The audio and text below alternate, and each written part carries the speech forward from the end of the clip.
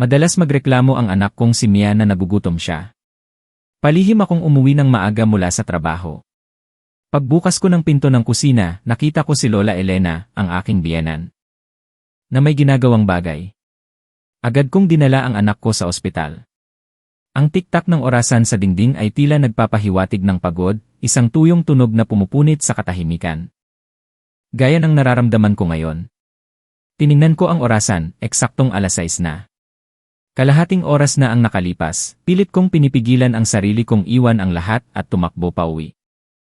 Malakas ang tibok ng puso ko, isang pakiramdam ng pagkabahala ang bumabalot sa akin. Ang cellphone ko sa mesa ay walang tigil sa pag-vibrate. Mensahe mula sa anak kong si Mia. Maikli at nanginginig na mga salita, "Mama, gutom na ako." Iyon ang 5 beses na nangyari ngayong linggo. Hindi ko na kinaya. 6:00 ng gabi. Isinara ko ang aking laptop at nag-unat para maibsan ang pagod matapos ang isang araw na nakatitig sa mga numero at kontrata. Sa labas, nagsisimula ng lumiwanag ang Maynila. Nagmamadali ang mga sasakyan na parang isang ilog na hindi tumitigil sa pag-agos. Ngunit sa aking puso, isa lang ang tanging daan pabalik sa aking munting anak. Ako si Maria, 32 taong gulang. Ang aking asawa ay si Jose. Mayroon kaming isang magandang anak, si Mia, nakakatapos lang mag-6 na taong gulang. Nakatira kami kasama ang aking biyenan, si Lola Elena, sa isang lumang apartment. Si Lola Elena ay isang taga-Maynila, masipag sa buong buhay niya, at mahal na mahal ang kanyang mga anak at apo. Simula nang bumalik ako sa trabaho pagkatapos kong manganak. Siya ang nag-aalaga kay Mia, tinitiyak na kumakain at nakakatulog ang bata.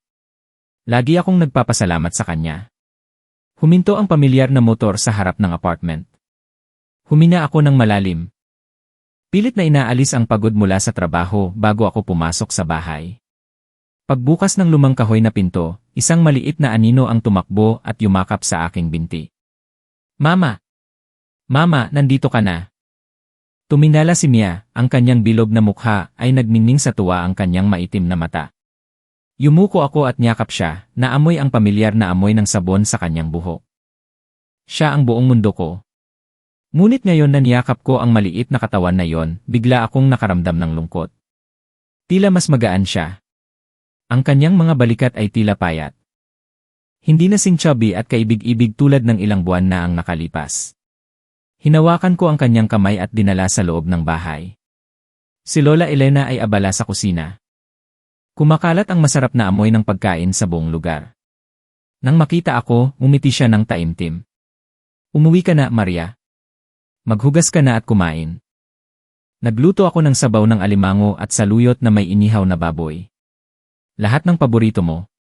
"Opo, Lola." "Naging mabait ba si Mia ngayon?" Tanong ko habang nakatingin sa anak ko. Pinunasan ni Lola Elena ang kanyang kamay sa apron, at buong pagmamalaking sinabi, "Naman, mabait siya." Kumain siya ng mabuti at natulog ng mahimbing, hindi ako inabala. Tanghali. Naubos pa niya ang 2 buong mangkok ng kanin na may giniling na karne. Pag narinig ko ang sinasabi ng aking biyenan, nakakaramdam ako ng kaluwagan. Siguro dahil sa madalas na paglalaro ng bata, kaya siya naging payat. Ganyan talaga ang mga bata, mabilis lumaki. Ngunit nang umupo ako, hinila ni Mia ang kamay ko at bumulong sa akin na may lambing. "Mama, gutom na ako." Bahagyang kumirot ang puso ko. Ito na ang pang-3 beses ngayong linggo na sinabi ng bata ang mga salitang iyon pag-uwi ko mula sa trabaho. Paanong magugutom agad ang isang bata na katatapos lang kumain ng 2 mangkok ng kanin? Tiningnan ko ang anak ko at pagkatapos ay ang aking biyenan na naghahain ng pagkain sa mesa. Masaya pa rin siya at mukhang hindi siya nagsisinungaling.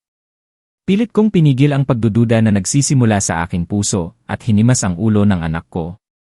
Nagugutom na ang munting prinsesa ko. Maghintay lang ng konti, tapos na si Lola maghain at kakain na tayo agad.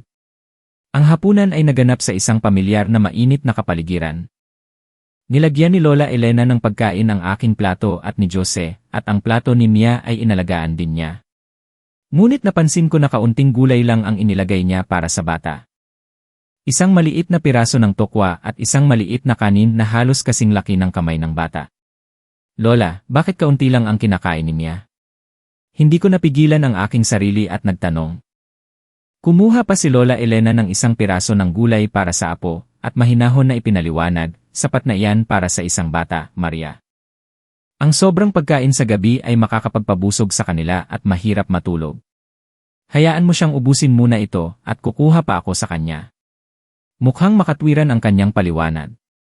Hindi ko rin gusto na maging tensyonado ang pamilya, kaya nanahimik na lang ako.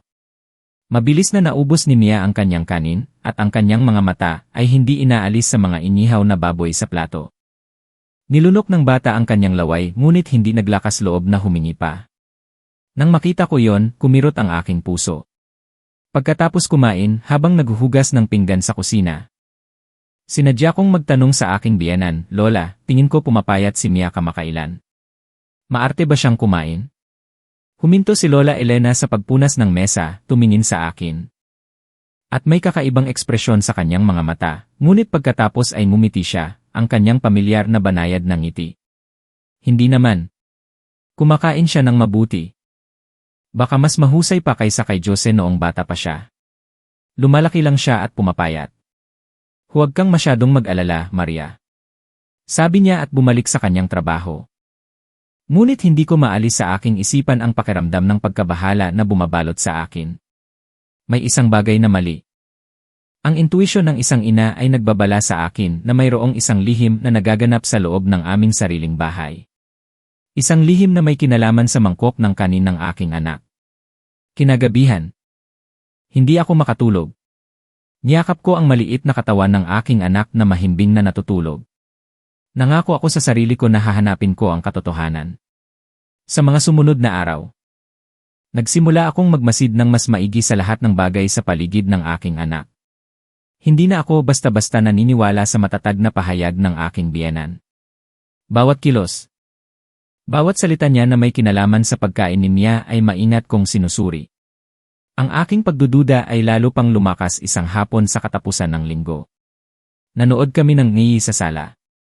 Binuksan ko ang isang pakete ng milk biscuits na paborito ni Mia at aabutan ko sana siya ng isa. Nang iabot niya ang kanyang kamay, mabilis na pinigilan siya ng aking biyenan. Tahan na, anak. Huwag kang kumain ng matamis ngayon. Malapit na ang hapunan. Mabusog ka at hindi ka na makakakain ng hapunan. Ang kanyang boses ay banayad at puno pa rin ng pagmamalasakit. Ngunit napansin ko ang determinasyon sa kanyang mga mata.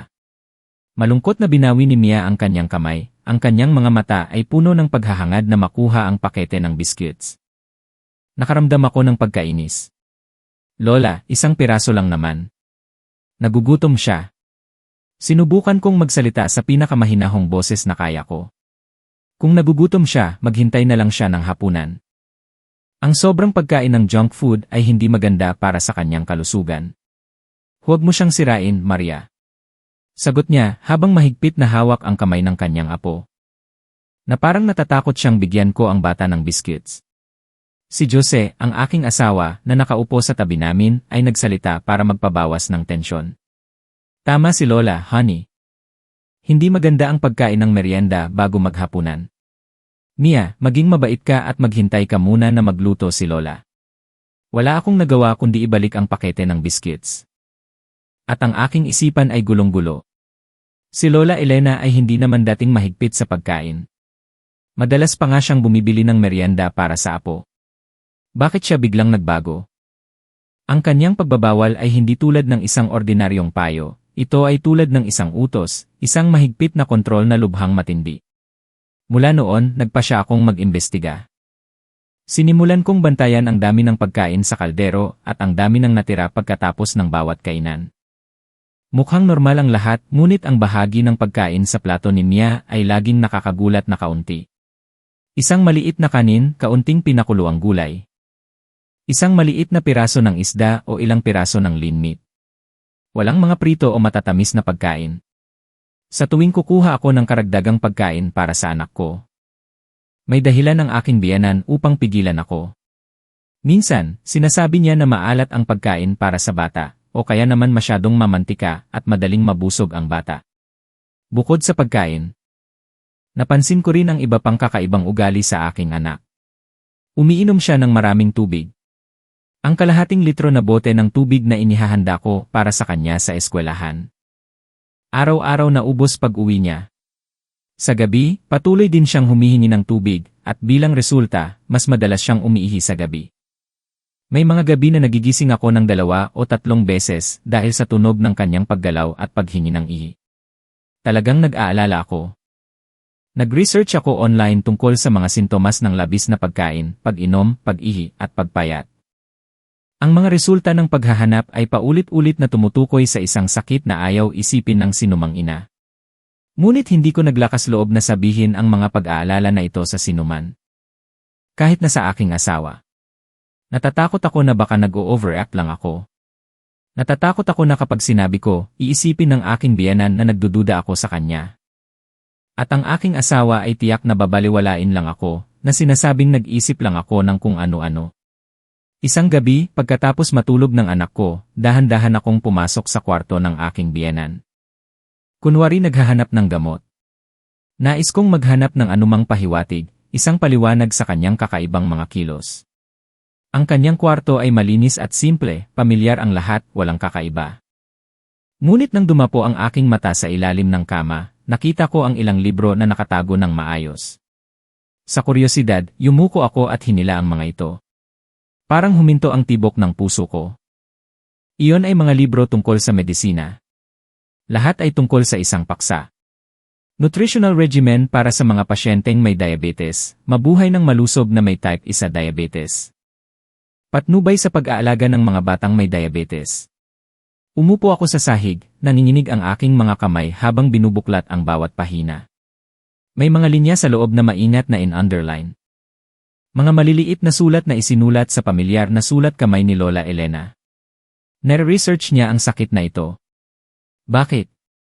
Baka pinagdududahan niyang may sakit si Mia. Kung ganoon, bakit hindi niya sinabi sa amin ng asawa ko?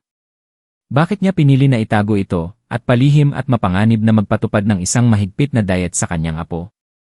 Ang lihim sa mangkok ng kanin ng aking anak ay hindi lamang tungkol sa kaunti o marami, ito ay nagtatago ng isang takot. Isang katotohanan na pilit na itinago ng aking biyenan. At alam ko na hindi na ako maaaring manahimik. Kailangan kong alamin ang katotohanan para sa anak ko. Ang desisyon ay nakuha na ngunit ang pagkilos ay hindi madali. Alam ko na hindi ko maaaring harapin ang aking biyenan ng direkta nang walang matibay na ebidensya. Gagamitin niya ang kanyang mga makatwirang dahilan na puno ng pagmamahal at ang aking asawa. Tulad ng dati ay papanig sa kanya. Kailangan ko ng isang katotohanan na hindi maikakaila, isang katotohanan na magbubunyag sa lahat. Nang Miyerkules ng linggo na yon, sinabi ko sa aking boss na may emergency ako sa bahay at humingi ako ng pahintulot na umuwi ng maaga ng 2 oras. Hindi ako nag-abiso sa sinuman sa bahay. Nais kong sorpresahin sila upang makita kung ano ang mangyayari kapag wala ako doon. Ipinark ko ang motor ko sa dulo ng eskinita at dahan-dahan akong lumakad patungo sa apartment. Mas mabilis ang tibok ng puso ko kaysa sa normal, sabay na nasasabik at natatakot. Nang malapit na ako sa bahay, narinig ko ang boses ni Lola Elena na kausap ang isang tao sa telepono. Ang boses niya ay tila nag-aalala, kakaiba sa kanyang kalmado at tiwala na pag-ugali. Nagtago ako sa likod ng sementong haligi sa pasilyo, sinubukan kong makinig. Alam ko na kailangan ko siyang ipa-check up pero natatakot ako. Kapag tinitingnan ko siya, naaalala ko si Ramon noon. Pareho sila ng mga sintomas. Hindi ko na ito kaya. Naging garalgal ang kanyang boses at may tunog ng paghikbi. Nagulo ang aking isipan. Ramon? Sino si Ramon? Wala pa akong narinig na sinuman sa pamilya na binanggit ang pangalang ito. At bakit ikinukumpara ng aking biyenan si Mia sa isang taong nagngangalang Ramon? Anong nangyari sa taong iyon? Mabilis na natapos ang tawag. Narinig ko ang aking biyenan na nagbuntong hininga. Nanatili akong nakatayo sa likod ng haligi, hindi naglalakas loob na lumabas. Maya-maya, narinig ko ang kalansing sa kusina at kumalat ang masarap na amoy ng pagkain. Amoy ng pinasinggaw na tilapia na may toyo, ang paborito ni Mia, isang sinag ng pag-asa ang sumiklab sa aking puso. Siguro ngayon ay bibigyan niya ang kanyang apo ng masarap na hapunan. Siguro ang aking mga pag-aalala ay walang kabuluhan. Akala ko ay lalabas na ako nang biglang may pumasok sa aking isipan. Gusto kong makita ito ng personal. Dahan-dahan akong lumiko sa likod, kung saan matatagpuan ang balkonahe na may tanaw sa bintana ng kusina. Sa kabutihang palad, bahagyang nakabukas ang bintana. Nagtago ako sa likod ng halaman. At pinigil ko ang aking hininga at tumingin sa loob. Ang nakita ko pagkatapos ay nagpabagsak sa aking buong mundo. Kakatapos lang ilagay ng aking biyanan ang mainit na pinasingaw na isda sa isang plato. Sa tabi nito ay isang mangkok ng sabaw ng kalabasa na may hipon at isang plato ng sinangag na kangkong. Isang masaganang pagkain na puno ng sustansya. Tinitigan niya sandali ang hapunan at ang kanyang mukha ay nagpakita ng masakit na ekspresyon. Pagkatapos, gumawa siya ng isang bagay na hindi ko kailanman naisip. Kinuha niya ang bahagi ni Mia mula sa plato ng isda, mangkok ng sabaw, at plato ng gulay at inilagay ang mga ito sa maliliit na mangkok. Pagkatapos ay tahimik na ibinuhos ang bahagi ni Mia sa isang plastic bag ang malaking plato para sa mga matatanda, tinakpan niya at iniwan para sa hapunan. Pagkatapos niyang ibuhos ang lahat, bumalik siya at naglagay ng isa pang maliit na kaldero sa kalan. Mabilis siyang nagpakulo ng kaunting gulay at nagbiyak ng isang itlog sa isang mangkok, binati ito at pinasingaw sa rice cooker. Iyon lang ang tunay na hapunan ni Mia ngayong gabi. Nanatili akong nakatayo sa likod ng halaman, mahigpit na humahawak sa rehas ng balkonahe upang hindi ako bumagsak. Ang aking lalamunan ay masikip. At ang aking mga luha ay patuloy na bumuhos. Hindi iyon luha ng galit kundi luha ng gulat, sakit, at hindi pagkaunawa. Bakit? Paanong magagawa ng isang lola na mahal ang kanyang apo ang isang malupit na bagay na tulad nito? Itinapon niya ang kanyang pinaghirapan, itinapon ang masarap na pagkain ng kanyang apo. Ang kanyang kasinungalingan ay hindi lamang nasa kanyang bibig kundi naroon din sa bawat kilos niya. Hindi ako maaaring pumasok sa bahay ngayon.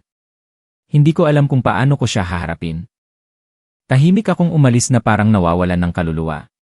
Umupo ako sa isang sementong bangko sa dulo ng eskinita, hindi pinansin ang mga taong dumadaan.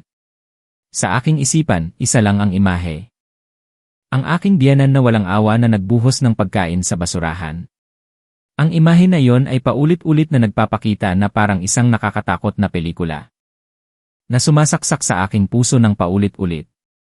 Ang lihim ay hindi na nasa mangkok ng kanin. Ito ay ibinuhos kasama ng pinasingaw na isda at mangkok ng sabaw. Ang katotohanan ay mas hubad at mas masakit kaysa sa naisip ko. At ito ay konektado sa isang hindi pamilyar na pangalan. Ramon. Alam ko na upang protektahan ang aking anak. Kailangan kong alamin ang katotohanan tungkol sa taong ito. Umupo ako sa sementong bangko ng matagal, sinusubukang ayusin ang magulong kaisipan sa aking ulo. Nang magdilim na, tumayo ako. Pinunasan ang aking luha at umuwi. Sinubukan kong magkunwari na walang nangyari. Hindi ko maaaring ipaalam sa aking biyanan na nasaksihan ko ang lahat. Sa hapunan, nang makita ko ang mangkok ng pinakuloang gulay at pinasingaw na itlog ni Mia, sumakit ang aking puso. Mabait na kinain iyon ng bata. Hindi man lang nagtanong kung bakit napakasimple ng kanyang pagkain. Minsan, titignan niya ang masarap na adobo sa mesa, pagkatapos ay mabilis na yumuko at isusubo ang kanin sa kanyang bibig. Hindi ko na kaya. Kumuha ako ng isang piraso ng karne at ilalagay sana sa plato niya. Agad na nagsalita ang aking biyanan. Huwag, anak, masyadong maalat ang adobo. Hindi iyan maganda sa kanyang bato. Ibinaba ko ang karne, nanginginig ang aking kamay. Tiningnan ko siya, sinusubukang maghanap ng paliwanag sa kanyang mga mata. Ngunit nakita ko lang ang isang malamig na determinasyon. Nang gabing iyon, pagkatapos matulog ni Jose, dahan-dahan akong pumunta sa kama ng anak ko. Niyakap ko siya, hinimas ang kanyang malambot na buhok, at mahinang nagtanong, Mia, sabihin mo kay mama. Ganito ba ang binibigay ni Lola sa iyo na pagkain araw-araw? Humaplos si Mia sa kanyang mata, humikab at tumango. May sinabi ba siya sa iyo? Tanong ko ulit, nanlalambot ang boses ko. Nag-aalangan ang bata sandali at pagkatapos ay bumulong sa akin na parang natatakot siyang marinig ng sinuman. Sabi ni Lola ito ay sekreto natin. Sabi niya, ang pagkain ng maraming karne at isda ay makakapagkasakit sa akin, tulad ng kaibigan kong si Tin sa klase. Hindi siya pinapayagan na kumain ng candy o minom ng soda. Sabi ni Lola, kailangan ko siyang pakinggan para maging malusog ako. Ang aking puso ay parang pinisil ng isang tao. Hindi lamang kinokontrol ng aking biyenan ang pagkain ng bata. Tinaniman niya rin ang kanyang inosenteng isipan ng takot sa sakit. Ginawa niyang isang lihim ng pagmamahal ang kanyang maling pagkilos sa pagitan nila, na naging dahilan upang sumunod ang bata ng walang pagtutol. Ang aking pasensya ay umabot na sa limitasyon. Nagpa siya akong kumilos agad. Kinaumagahan, nagkunwari akong may bigla ang business trip. Ngunit sa katotohanan, pumunta ako sa isang electronic store at bumili ng pinakamaliit na surveillance camera na maaaring kumonekta sa aking telepono. Ayaw ko itong gawin. Nararamdaman ko na parang tinatraidor ko ang tiwala sa aming pamilya. Ngunit wala na akong ibang pagpipilian. Kailangan kong magkaroon ng ebidensya para maniwala ang aking asawa. Para maniwala ang lahat. Palihim kong inilagay ang kamera sa tuktok ng aparador sa sala, kung saan tuwid ang tingin sa dining table at bahagi ng kusina. Buong araw sa opisina, hindi ako makapag-focus sa trabaho. Ang aking mga mata ay nakatitig sa screen ng telepono, sinusubaybayan ang bawat galaw sa bahay. At pagkatapos, ang pinakakinakatakutan ko ay muling nangyari. Bandang alas 5 ng hapon, sa screen ng telepono, nakita ko si Lola Elena na umuwi mula sa palengke na may dalang sariwang pagkain. Nagluto siya ng nilagang tadyang at pinasingaw na itlog. Dalawang paboritong pagkain ni Mia, may kaunting pag-asa akong sumiklab, ngunit mabilis din itong nawala. Eksaktong katulad ng nangyari noong isang araw. Pagkatapos magluto, walang awa niyang ibinuhos ang lahat sa basurahan. Ang hapunan ni Mia ngayon ay isang mangkok ng ginisang ampalaya na may itlog. Hindi ko na ito matagalan kahit isang segundo pa. Lumabas ako ng opisina at nagmotor pa uwi na parang baliw. Kailangan kong tapusin ito agad. Pumasok ako sa bahay sa tamang oras na magsisimula na silang kumain. Sa mesa, sa tabi ng masaganang pagkain para sa mga matatanda ay ang mangkok ng ginisang ampalaya na may itlog at isang maliit na mangkok ng kanin ni Mia. Ang aking biyenan ay bahagyang nagulat nang bigla akong umuwi. "Oh, bumalik ka na sa iyong business trip. Bakit hindi ka tumawag sa akin?" Hindi ko siya sinagot. Dumiretso ako sa dining table. Nakatitig sa mangkok ng kanin ng aking anak. Nang makita ni Jose ang aking ugali, sumimangot siya. "Anong problema, Maria? Bakit ganyan ang ugali mo?" Huminga ako ng malalim. Pilit na pinipigil na hindi manginig ang boses ko. Tiningnan ko ang aking biyenan. "Lola, maaari mo bang ipaliwanag sa akin kung bakit ito ang hapunan ni Mia?" Bahagyang natigilan si Lola Elena, ngunit mabilis na nakabawi. Napansin ko na nilalagnat ang bata. Kaya nagluto ako ng ampalaya para palamigin siya. Umiti ako ng mapait. "Kung gayon, paano ang nilagang tadyang at pinasingaw na itlog na niluto mo kaninang hapon? Saan ito nagpunta? O masyado rin itong pampalamig kaya kailangan mong itapon?"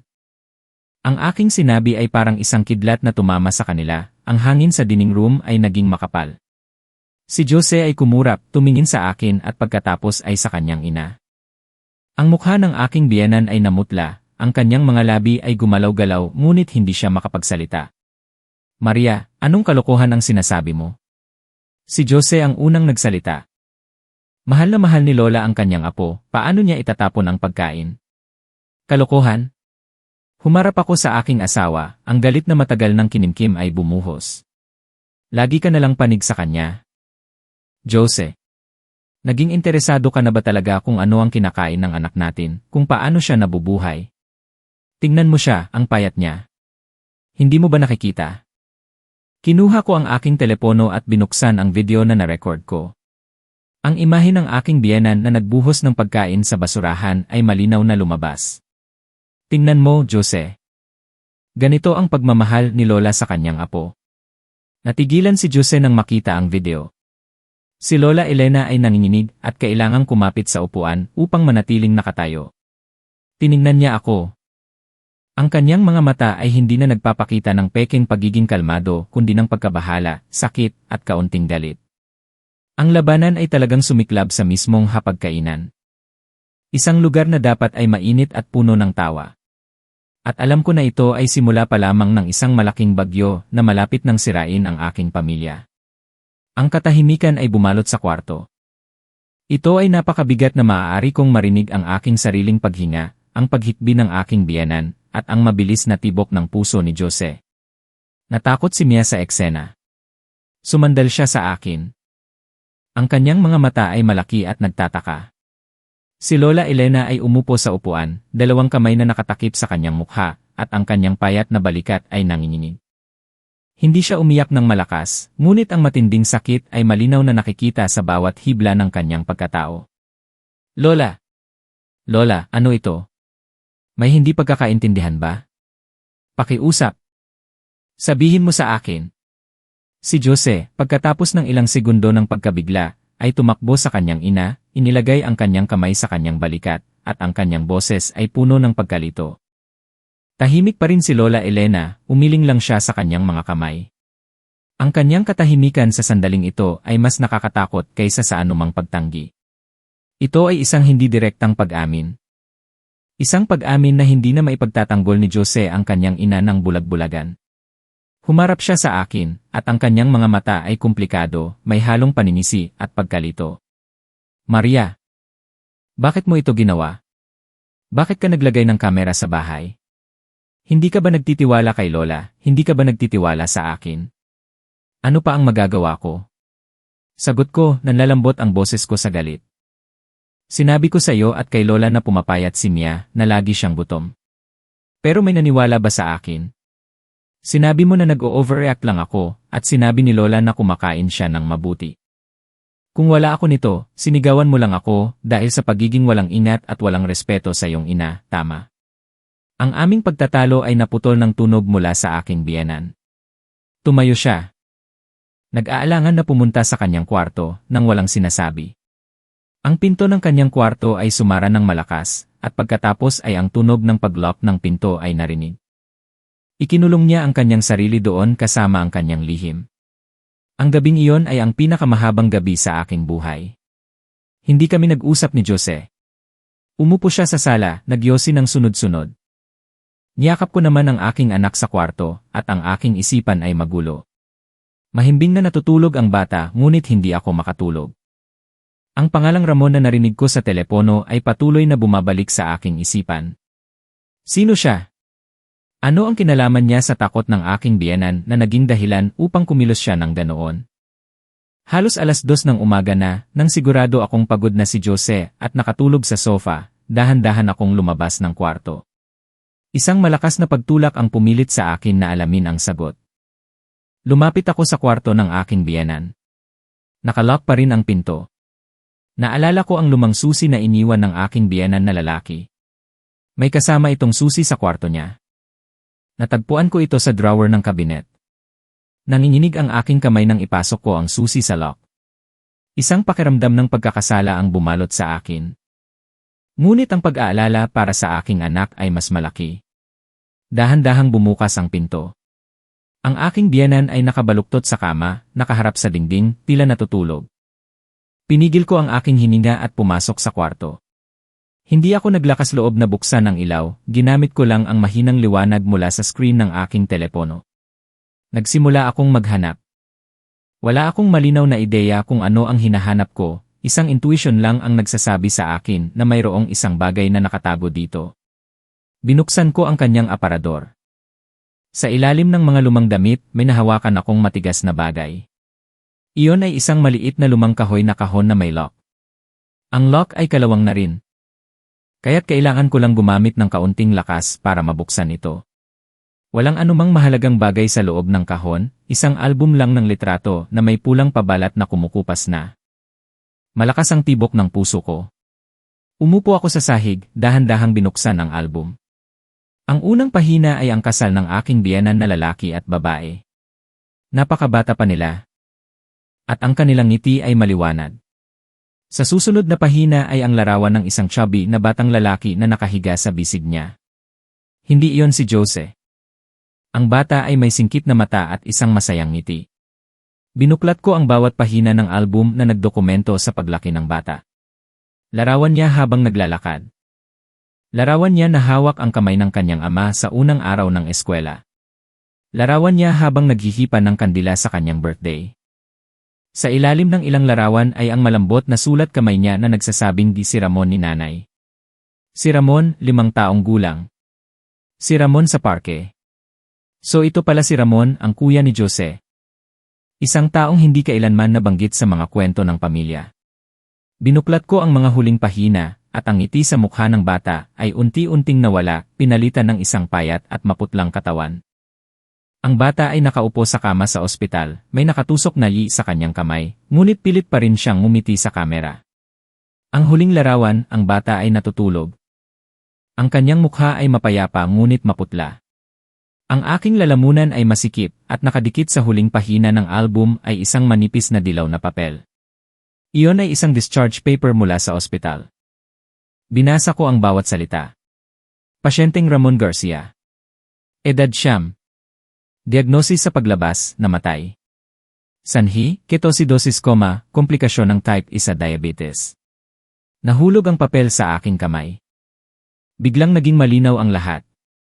Ang takot ng aking biyenan. Ang mga libro tungkol sa diabetes, ang mahigpit na diet na ipinapatupad niya kay Mia, ang lahat ay nagmula dito. Mula sa sakit ng pagkawala ng kanyang unang anak, 30 taon na ang nakakaraan, hindi niya kinamumuhian si Mia. Sa katunayan, mahal na mahal niya siya, at takot na takot siya. Ang takot na yon ay naging isang nakakalason na tanikala sa kanyang pagmamahal. Sinusubukan niyang iligtas si Mia sa kanyang sariling paraan, isang bulag at maling paraan. Batay sa malalim na trauma ng kanyang nakaraan. Tinignan ko ang babaeng nakabaluktot sa kama, at pagkatapos ay tiningnan ko ang larawan ng batang si Ramon sa album. Isang hindi maipaliwanag na damdamin ang bumalot sa akin, hindi na ito galit kundi isang matinding awa. Awa para sa aking biyenan at takot para sa sarili kong anak. Kinaumagahan. Ang buong bahay ay binalot ng isang mabigat na katahimikan. Hindi ako nakatulog buong gabi, yakap-yakap ang lumang album. Ang takot sa sakit at ang awa para sa aking biyenan ay naghahalo-halo. At sinasaktan ang aking kaluluwa. Hindi rin nakatulog si Jose. Umupo siya sa sala hanggang sa umaga. Ang kwarto ay puno ng amoy ng sigarilyo. Binuhat ko si Mia na gising na. Mukhang nararamdaman ng bata ang kakaibang atmosfera.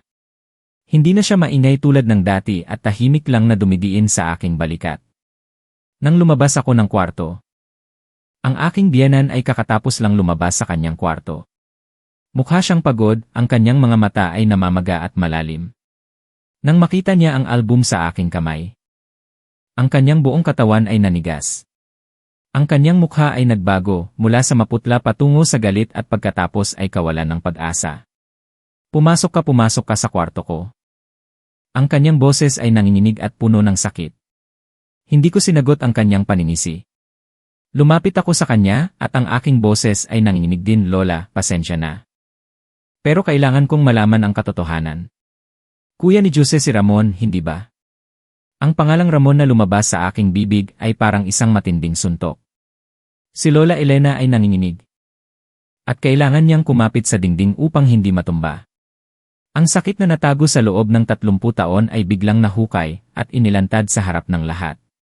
Ang kanyang mga luha ay nagsimulang bumuhos. Mga luha ng sakit, kawalan ng lakas at pagkapuot. Ano ang alam mo? Ano ang alam mo para sabihin yan? Alam mo ba ang pinagdaanan ko? Sumigaw siya. Hindi na kayang panatilihin ang kanyang kalmado na ugali. Mabilis na tumakbo si Jose upang suportahan ang kanyang ina. Lola, kumalma ka, pakiusap. Pag-usapan natin ito ng dahan-dahan. Maria. Tumigil ka na sa pagsasalita. Ngunit hindi ako makatigil. Hindi ito ang oras para manahimik. Lola, alam ko na takot ka, ako rin. Ngunit ang paraan mo ay mali. Sinasaktan mo siya. Hindi mo ba nakikita? Tila ang sakit ay naging dahilan upang hindi siya makinig sa anuman. Tinulak niya si Jose at dumiretso siya sa kusina. Ang kanyang katigasan ng ulo ay malalim na nakatanim sa kanyang isipan sa loob ng ilang dekada. Naniniwala pa rin siya na tanging ang kanyang paraan ang makapagliligtas sa kanyang apo. Binuksan niya ang refrigerator, kumuha ng isang kahon ng pre-cooked oatmeal mula kagabi, at kumuha ng isang maliit na mangkok. Mia, halika dito, naghanda si Lola ng almusal para sayo. Tinawag niya, ang kanyang boses ay naging malamig. Hinarangan ko siya. Hindi, Lola. Hindi niya ito kakainin. Ngayon, dadalhin ko siya sa ospital. Hindi ako papayag. Sumigaw si Lola Elena. Ang kanyang mga mata ay namula. Gusto mo ba siyang maging katulad ni Ramon? Gusto mo bang sabihin sa akin ng mga doktor na hindi nila siya mailigtas muli? Hindi ko papayagan na mangyari iyon muli. Matigas siyang lumapit kay Mia, hawak pa rin ang mangkok ng oatmeal. Tumayo ako sa harap ng anak ko at matatag na pinigilan siyang lumapit. Lola, pakiusap, maging makatwiran ka. Ang medisina ay malaki na ang pagbabago ngayon. Kailangan nating magtiwala sa mga doktor. Ang ginagawa mo ay dahan-dahang pumapatay sa kanya. Ikaw ang pumapatay sa kanya. Sinasanay mo siya. Hinahayaan mo siyang kumain ng kahit ano. Ang pagkabahala at ang takot sa nakaraan ay naging dahilan upang mawalan siya ng isip. Tinulak niya ako para makalapit kay Mia, umapaw na ang salop. Ang takot para sa aking anak, ang kawalan ng lakas sa katigasan ng ulo ng aking biyenan, ang pagod sa pakikipaglaban ng mag-isa, ang lahat ay bumuhos at sumabog. Sa isang hindi makontrol na sandali, malakas kong tinulak ang aking kamay, at ang buong lumang dining table ay nayanig at bumagsak sa sahig. Ang tunog ng mga basag na plato at mangkok ay umalingaw-ngaw. Ang mangkok ng oatmeal ay tumalsik sa sahig. Ang buong kwarto ay biglang nanahimik, at tanging ang iyak ni Mia sa takot ang naririnig. Natigilan ang aking biyenan na nakatingin sa mga basag na gamit sa sahig. Tahimik din si Jose. Ang magulong eksena na ito ay tila nagpabagsak sa lahat mula sa kanilang emosyonal na kaguluhan. Sa katahimikan na yon, binuhat ko ang aking anak na umiiyak ng walang tigil. Tumingin ako ng tuwid sa aking asawa at biyenan. Ang aking boses ay malinaw kahit nanginginig pa rin sa galit at sakit. Sinabi ko na dadalhin ko si Mia sa ospital ngayon. Kung sino man ang gustong sumama, sumama kayo. Pagkatapos ay humarap ako at binuhat ang anak ko at lumabas ng pinto.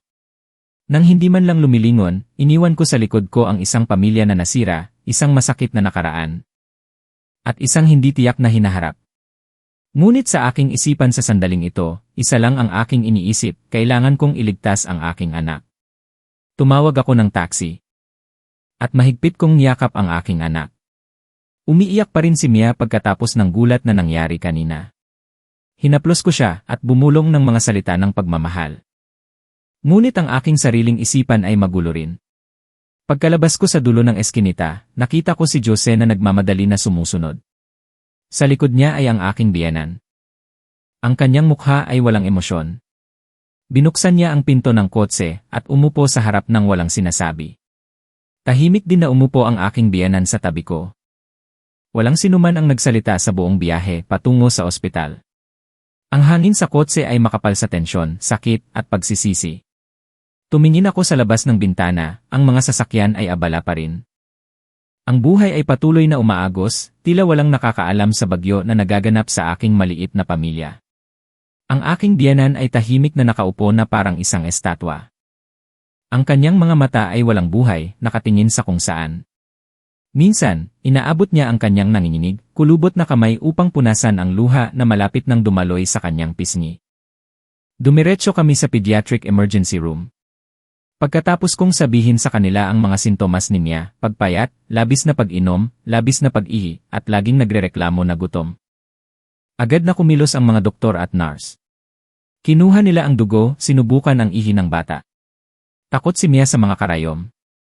Umiyak siya ng malakas at mahigpit na humawak sa aking kamay. Nang makita ko ang madilim na pulang patak ng dugo na kinuha mula sa maliit na braso ng anak ko, parang sinaksak ang aking puso ng isang tao.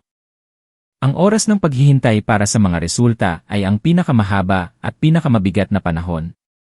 Umupo kami sa malamig na waiting bench sa labas ng pasilyo. Si Jose ay umupo sa tabi ko. Inilagay ang kanyang braso sa aking balikat upang aliwin ako, ngunit siya mismo ay nalilito rin. Si Lola Elena ay umupo sa isang distansya mula sa amin, nakabaluktot ang likod. At mukhang tumanda siya ng 10 taon sa isang umaga lang. Ang kanyang anyo ay nag-iisa, lumulubog sa abala at balisang kapaligiran ng ospital. Alam ko na sa kanyang isipan sa sandaling ito. Ay nagbabalik ang isang katulad na eksena 30 taon na ang nakakaraan. Pagkatapos ng mahabang panahon, tinawag kami ng isang doktor. Tiningnan niya kami na may malasakit ngunit seryoso. Pamilya ba kayo ni Mia? Sabay kaming tumayo. Ang aking puso ay tumitibok ng mabilis. Mayroon na kaming paunang resulta ng pagsusuri. Ang kanyang blood sugar level ay napakataas. Hanggang 18 mole, habang ang normal na saklaw ay mas mababa sa 6.4. Mayroon ding mataas na antas ng ketones sa kanyang ihi. Dahan-dahang ipinaliwanag ng doktor, itinuro ang papel ng pagsusuri. Sa mga sintomas na inilarawan ng pamilya at sa mga halaga na ito, maaari kaming gumawa ng paunang diagnosis. Ang bata ay may paunang sintomas ng type 1 diabetes. Kahit nahanda na ako sa aking isipan, nang marinig ko mismo ang doktor na nagsabi nito, parang bumagsak ang lupa sa ilalim ng aking mga paa. Naging bingi ako. Natigilan si Jose. At kailangan niyang humawak sa aking balikat upang manatiling nakatayo. Ngunit ang pinakanapanghinaan ng loob ay ang aking biyenan. Lumuhod siya at umiyak ng malakas. Isang iyak ng kalungkutan at kawalan ng pag-asa. Ramon, Ramon ko, anak ko. Ito na naman, ang kakilakilabot na sakit na ito na naman. Paulit-ulit niyang binabanggit ang pangalan ng kanyang namatay na anak habang umiiyak. Agad na tinulungan ng doktor siyang umupo sa upuan at binigyan siya ng isang baso ng tubig. Naghintay siya ng may pasensya para kumalma kami ng kaunti bago siya nagsalita. Nauunawaan ko na ito ay isang malaking sorpresa para sa pamilya, ngunit nais kong maunawaan ng lahat. Ang type 1 diabetes ay isang autoimmune disease. Ang katawan ay wala ng kakayahang gumawa ng insulin. Wala itong kasalanan ng sinuman. Hindi ito sanhi ng diet o maling pag-aalaga. Ang modernong medisina ay malaki na ang pagbabago kumpara sa ilang dekada na ang nakakaraan. Kung gagamutin at kontrolado ng mabuti, ang bata ay maaaring mamuhay ng malusog. Normal na buhay tulad ng ibang bata. Ang mga salita ng doktor ay parang isang sinag ng pag-asa sa dilim. Ngayon, ang pinakamahalaga ay i-admit siya sa ospital agad, dagdag pa niya. Kailangan nating simulan ang upang stabilize ang kanyang blood sugar at ketone levels. Kasabay nito, ang pamilya ay gagabayan ng mga nutritionist at endocrinologist kung paano siya alagaan. Kung paano mag-inject ng insulin at kung paano i-monitor ang kanyang blood sugar sa bahay. Ito ay magiging isang mahabang labanan. At ang pagtutulungan at pagkakaisa ng buong pamilya ang pinakamahalagang salik. Tumingin ako sa kwarto sa pamamagitan ng salamin kung saan nakahiga ang aking maliit na anak sa isang puting kama. Isang nurse ang dahan-dahang naglalagay ng sa kamay niya. Hindi na siya ang munting prinsesa sa aking bisig kundi isang pasyente na. Isang mahaba at mahirap na paglalakbay ang nasa harapan ng aming pamilya. Ang unang gabi sa ospital ay parang isang siglo. Si Mia ay nakatulog na pagkatapos ng isang araw na pagod at takot. Ang ay patuloy na dumadaloy sa maliit na katawan niya. Umupo ako sa tabi ng kama, mahigpit na hawak ang kamay niya, at hindi inaalis ang aking mata sa kanya kahit isang segundo. Ang hangin sa pagitan namin ng aking biyenan ay nanatiling malamig. Umupo siya sa dulo ng kwarto, tahimik na nakatingin sa kanyang apo, nang walang sinasabi. Sa tuwing nagtatama ang aming mga mata, mabilis kaming lumilingon. Sa aking puso, mayroon pa ring galit at paningisi. Kung sinabi niya ng mas maaga, kung hindi siya nagmatigas ng bulag. Siguro ang kalagayan ng bata ay hindi naging ganito kasama. Alam ko na nagdurusa rin siya. Ngunit ang kanyang sakit ay hindi makakapagpawalang sala sa kanyang mga maling kilos na nakasakit sa kalusugan ng aking anak. Si Jose ay nasa pagitan namin. Siya ay parang naglalakad sa alambre. Paulit-ulit siyang lumalabas at pumapasok, minsan ay hinahaplos ang aking balikat, minsan ay umuupo sa tabi ng kanyang ina, sinusubukang sabihin ang ilang salita ng pag-aliw. Sa huli ay hinila niya ako sa pasilyo. Maria, alam ko na galit ka kay Lola. Galit din ako. Ngunit tingnan mo siya, pinaparusahan niya ang kanyang sarili. Ang sakit ng pagkawala ni Ramon 30 taon na ang nakakaraan ay napakalaki. Takot lang siya, takot na mawala rin ang kanyang apo. Ang pagiging takot ay hindi nagbibigay sa kanya ng karapatang saktan ang iba, Jose. Sagot ko, ang aking boses ay matalim pa rin. Apo siya ng nanay mo, ngunit anak ko siya. Hindi ko matatanggap na inilagay ni Lola ang aking anak sa isang mapanganib na sitwasyon dahil lang sa kanyang nakaraang trauma. Ang aming pag-uusap ay walang patutunguhan. Nagbuntong hininga si Jose at bumalik sa kwarto upang kausapin ang kanyang ina. Narinig ko siyang nagsasalita sa English. Lola, bakit hindi mo sinabi sa amin ng mas maaga? Bakit mo itinago ang lahat? Ang boses ng aking biyenan ay naging garalgal habang umiiyak. Natakot ako, Jose. Napakatakot. Nakita ko na pareho sila ng mga sintomas ni Ramon noon. Inisip ko lang na kung kokontrolin ko ang kanyang diet ng mahigpit, baka hindi dumating ang sakit. Natakot ako na marinig ang parehong mga salita na sinabi sa akin ng mga doktor 30 taon na ang nakakaraan. Natakot ako na maulit ang kasaysayan. Nang marinig ko ang mga salitang iyon, ang aking galit ay bahagyang humupa at pinalitan ng isang pakiramdam ng kapaitan. Nabuhay siya sa takot na yon sa loob ng maraming taon. Kinaumagahan, ang endocrinologist ay dumating upang makipag-usap sa pamilya. Siya ay isang mabait na babae sa kalagitnaan ng kanyang edad na may mainit na mga mata. Maingat niyang ipinaliwanag sa amin ang sakit ni Mia, binigyang diin niya na sa tulong ng insulin, isang siyentipikong diet, at regular na pagsubaybay sa blood sugar. Si Mia ay maaaring pumunta sa eskwela, maglaro, at lumaki tulad ng ibang normal na bata. Ang sakit na ito ay hindi lang sa bata, kundi sa buong pamilya, sabi niya. Na tumitingin ng tuwid sa aming tatlo. Ang tagumpay ng paggamot ay nakasalalay ng malaki sa pasensya, kaalaman, at pagkakaisa ng lahat. Tatay, nanay, lolo, lola. Ang lahat ay kailangang maging isang koponan. Habang nagsasalita ang doktor, napansin ko na nakikinig ang aking biyenan ng maingat. Hindi na siya mukhang walang emosyon at nalulungkot kundi may mataas na pag-focus. At pagkatapos ay nagsimula siyang magtanong. Mga tanong na nagulat sa akin at sa doktor. Doktora, paano ko pagsasamahin ang dosages ng rapid-acting at basal insulin para sa isang bata sa edad na ito? At kapag kinakalkula ang carbohydrates sa isang pagkain, kailangan ko bang ibawas ang fiber content? Tiningnan siya ng doktor ng may pagkamangha. Marami kang alam tungkol dito, ma'am. Tama ka. Kailangan nating matutong magbilang ng carbs at ayusin ang insulin doses ng naayon. Ang kanyang mga propesyonal na tanong ay parang isang susi na nagbukas ng isa pang pinto sa aking isipan. Ang galit sa akin ay unti-unting nawala. Natanto ko na sa harap ko ay hindi isang matandang babae na matigas ang ulo, kundi isang lola na palihim na nag-aaral at nagre-research tungkol sa sakit na ito ng matagal na. Hindi siya naging walang pakialam. Naghanda siya. Ang kanyang paghahanda lang ay nagmula sa takot at masakit na karanasan ng nakaraan, kaya ito ay naging mali. Nang gabing iyon, pagkatapos umalis ni Jose para bumili ng lugaw, ako at siya na lang ang naiwan sa kwarto. Nag-aalangan ang aking biyenan ng matagal at pagkatapos ay nahihiya siyang lumapit sa akin. Hindi siya tumingin sa akin. Yumuko lang siya at tumingin sa sahig. Maria, ako alam kong mali ako. Pakiusap, huwag ka nang magalit sa akin. Hayaan mo na lang akong alagaan ang ating apo kasama ka. Ang kanyang boses ay nanginginig, puno ng pagsisisi. Hindi iyon isang direktang paghingi ng tawad, ngunit naintindihan ko ang kanyang puso. Tiningnan ko siya at pagkatapos ay tiningnan ko ang anak ko na mahimbing na natutulog sa kama at tumulo ang aking luha. Hindi ko siya sinagot, tumango lang ako ng bahagya. Hindi iyon isang ganap na pagpapatawad. Ang mga basag sa aming relasyon ay naroon pa rin. Ngunit ito ay isang sinag ng pag-asa. Isang sinag ng pag-asa na baka magkasama naming malalagpasan ang bagyo na ito. Na dahil sa pagmamahal para kay Mia, maaari kaming matuto na magmahal muli. Ang aking pagtango ay tila sinira ang yelo na katahimikan sa pagitan ng dalawang babae.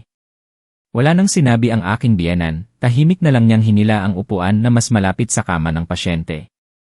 Nang gabing iyon, gising pa rin kami. Ngunit hindi sa isang katahimikan ng paghaharap, kundi isang katahimikan ng pagbabahagi, ng pagbabantay sa isang maliit na buhay. Kinaumagahan. Habang umuwi si Jose para kumuha ng iba pang gamit, lumabas ako sa pasilyo upang makalanghap ng sariwang hangin. Ang aking isipan ay gulong-gulo pa rin pagkatapos ng maraming gabi na walang tulog. Pumunta ako sa desk ng nurse upang humingi ng mainit na tubig para sa gatas ng anak ko. Isang matandang nurse na may uban na buhok ang umiti sa akin ng taimtim. Pamilya ka ba ni Mia mula sa kwarto 32, tama? Ang kawawang bata, napakabata pa. Opo, nanay niya ako, sagot ko. Nilagyan ng nurse ang aking bote ng tubig at pagkatapos ay tumingin siya sa kwarto ni Mia kung saan nakaupo ang aking biyenan at nagsalita na parang may biglang naaalala. Naaalala ko na. Pamilyar ang lola mo. Ilang linggo na ang nakalipas, nakita ko siyang madalas na gumagala sa departamento ng endocrinology na ito. Natigilan ako. Ang biyenan ko. Siya nga, tumango ang nurse. Matagal na akong nagtatrabaho dito, kaya naaalala ko ang mga miyembro ng pamilya ng mga pasyente. Hindi siya bumibisita sa sinuman, naglalakad lang siya sa pasilyo. Lalapitan niya ang sinumang doktor o nurse na libre at magtatanong sa kanila. Nagtatanong siya ng napakadetalyadong tanong, alam mo. Nagtanong siya tungkol sa mga sintomas ng diabetes sa mga bata. Kung ano ang dapat nilang kainin, kung ano ang dapat iwasan. Minsan, nakita ko pa siyang may dalang notebook at maingat siyang nagtatala. Noong panahong iyon, inisip ko lang na siya ay bahagi ng isang senior club o naghahanda para sa isang health talks award. Wala akong ideya na nag-aalala siya para sa kanyang apo. Ganyan talaga ang pagmamahal ng isang lola. Ang bawat salita ng nurse ay parang martilyo na tumatama sa aking isipan. Kaya pala, hindi lang siya nagbabasa ng libro, kumilos din siya. Mag-isa siyang pumunta sa nakakabagabag na lugar na ito, ang lugar na kumuha ng buhay ng kanyang anak, upang mag-research, upang maghanda. Nakita niya ang bagyo na darating. Ngunit sa halip na tumawag ng kasama upang harapin ito, pinili niya na mag-isa na magtayo ng isang dam na gawa sa buhangin, isang dam ng takot at kawalan ng pag-asa. Hawak ko ang bote ng mainit na tubig ngunit nararamdaman ko na parang malamig ito. Bumalik ako sa kwarto ng pasyente, ang aking mga paa ay mabigat. Ang aking biyenan ay naroon pa rin. Dahan-dahan niyang pinupunasan ang mukha ni Mia gamit ang isang mainit na tela. Ang kanyang katawan ay maliit, payat, ang kanyang likod ay nakabaluktot dahil sa edad at sa bigat ng buhay. Sa sandaling ito, ang lahat ng galit at paninisi sa akin ay ganap na nawala at ang tanging natitira ay isang matinding awa. Sinisi ko siya dahil sa pagiging matigas ang ulo. Sinisi ko siya dahil sa pagiging bulag at sinisi ko siya dahil sa pananakit sa aking anak. Ngunit hindi ko kailanman sinubukan na ilagay ang aking sarili sa kanyang posisyon. Isang ina na mismong nasaksihan ang kanyang anak na dahan-dahang nawala ng lakas dahil sa mismong sakit na ito sa harap ng kawalan ng lakas ng medisina 30 taon na ang nakakaraan. Ang sakit na yon ay hindi isang peklat, ito ay isang sugat na patuloy na dumudugo. At si Mia ang hindi sinasadyang nakahawak sa sugat na yon na naging dahilan upang ito ay pumutok. Ang kanyang kilos ng pagbuhos ng pagkain ay hindi kalupitan, iyon ay kawalan ng lakas. Ang kanyang mahigpit na kontrol ay hindi puot. Iyon ay isang hindi tamang pagpapakita ng isang napakalaking pagmamahal at isang mas malaking takot. Naghanda siya sa loob ng 30 taon. Hindi para salubungin ang isang apo kundi para harapin ang isang multo. Dahan-dahan akong lumapit, inilagay ang bote ng tubig sa mesa. Wala akong sinabi, tahimik lang akong umupo sa tabi niya. Tumingala ang aking biyenan, may kaunting pagtataka sa kanyang mga mata. Tiningnan ko siya at sa unang pagkakataon pagkatapos ng maraming araw, ngumiti ako sa kanya, isang tunay na ngiti. Lola, napakarami mong pinagdaanan. Sa isang simpleng pangungusap, ang kanyang mga luha ay muling bumuhos. Ngunit sa pagkakataong ito ay hindi luha ng kawalan ng pag-asa o sakit, kundi luha ng kaluwagan at pag-unawa. Hinawakan niya ang aking kamay at ang kanyang payat, kulubot na kamay ay humigpit sa aking kamay. Maria, pasensya na, mahal ko. Umiling ako. At hinigpitan pa ang hawak sa kanyang kamay. Hindi, Lola. Pamilya tayo. Sa sandaling iyon, alam ko na ang aming pamilya, kahit na dumaan sa isang bagyo, ay hindi nasira. Nagsisimula pa lang kaming matutong magkasama na itayo muli mula sa mga labi. Sa mga sumunod na araw, ang ospital ay naging isang mabilisang kurso para sa aming pamilya. Ang maliit na kwarto ng pasyente ay naging isang silid-aralan. Kung saan kami, ang mga hindi inaasahang mag-aaral, ay kailangang matuto ng pinakamahalagang aralin sa buhay. Ang matutong magmahal sa aming anak at apo sa isang siyentipikong paraan. Ang aming mga guro ay ang mga doktor, nurse, at nutritionist. Ang unang aralin ay ang pagiging pamilyar sa mga numero. Blood sugar bago kumain, pagkatapos kumain, blood sugar sa pagtulog. Ang mga numero na sumasayaw sa screen ng maliit na blood sugar meter ang nagpapasya sa aming kaligayahan at pag-aalala sa isang araw. Ang pangalawang aralin ay ang pagiging pamilyar sa mga karayom. Ang unang pagkakataon na tinuruan ako ng nurse kung paano mag-inject ng insulin sa anak ko. Hawak ko ang pen sa aking kamay at ang aking mga kamay ay nanginginig. Ang maliit na karayom ay parang isang hibla ng buhok. Bakit sa aking mga mata ay napakatalim at nakakatakot? Umiyak si Mia nang makita niya ang karayom. Nagpupumiglas siya sa mga braso ni Jose. Ayaw ko, masakit. Mama, tulungan mo ako. Ang iyak ng anak ko ay parang libu-libong karayom na tumutusok sa aking puso. Hindi ko ito magawa. Ibinaba ko ang pen at tumulo ang aking luha. Naguluhan din si Jose, ang kaya lang niyang gawin ay yakapin ng mahigpit ang bata at aliwin. Sa sandaling iyon, ang aking biyenan, na tahimik na nagmamasid sa simula, ay lumapit. Dahan-dahan niyang kinuha ang pen sa aking kamay. Umupo siya sa tabi ni Mia, ang kanyang boses ay mainit at banayad na kakaiba. Mia, mahal kong anak, tingnan mo. Hindi ito karayom. Ito ay isang magic wand. Ang wand na ito ay tutusok sa tiyan mo ng isang magic drop na magbibigay sa iyo ng lakas na tumakbo at maglaro kasama ang iyong mga kaibigan. Hindi ito masakit. Parang kagat lang ng langgam. Ang aking matapang na prinsesa, tama.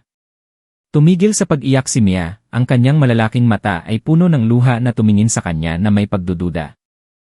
Habang nagsasalita ang aking biyenan, mabilis at tiyak niyang ginawa ang injection sa subcutaneous fat sa tiyan ng bata. Napakabilis na si Mia ay nakapagsalita lang ng siya at pagkatapos ay tumahimik. Tapos na ang lahat. Tiningnan namin ni Jose ang isa't isa na may pagkabigla at paghanga. Ginawa niyang isang fairy tale ang isang nakakatakot na medical na aksyon. Ang takot sa loob ng 30 taon ay hindi nagpabagsak sa kanya, sa halip ito ay nagpatibay sa isang nakakagulat na pagiging kalmado at pagiging determinado. Mula noon, ang aking biyenan ay naging guro ng aming family class. Siya ang pinakamatyagang mag-aaral. Ang kanyang notebook ay laging puno ng mga tala. Nagtanong siya sa mga doktor ng mga tanong na hindi kailanman naisip namin ni Jose.